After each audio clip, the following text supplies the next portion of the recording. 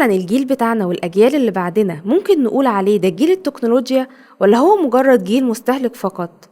مش كفاية إن نكون بنلعب جيمز على الموبايل أو بنقعد على الفيسبوك عشان نكون كده جيل بيفهم في التكنولوجيا. بدل ما نكون بنستخدم وبنستهلك التكنولوجيا بس، لازم كمان نفهم هي شغالة ازاي ونعرف ازاي ننتج ونبرمج. تقريبا كل حاجة في حياتنا بيكون فيها برمجة واستخدام للكمبيوتر، ومهما كان مجال الشغل اللي بتحلم بيه سواء في الهندسة أو الطب أو الزراعة أو الصناعة أو التجارة أو الترفيه، هتلاقي معرفتك بالكمبيوتر شرط أساسي عشان تتميز في المجال ده وتقدر تنمي نفسك فيه.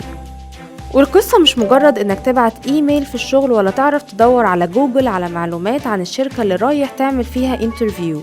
في ناس في جوجل مثلا بدأوا يفكروا في العربية اللي من غير سواق، جوجل كار.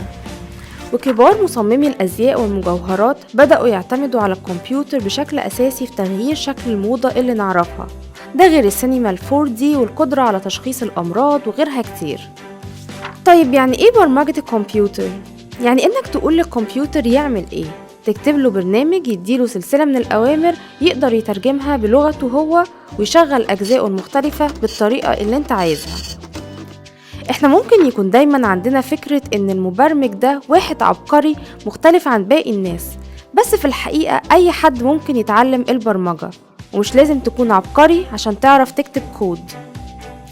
حتى لو انت مش ناوي تبقى مبرمج، معرفتك بمبادئ البرمجة بتنمي التفكير النقدي وقدرتك على حل المشاكل والابتكار. أول خطوة في إنك تتعلم البرمجة إنك تعرف الكمبيوتر ده أصلا بيشتغل إزاي.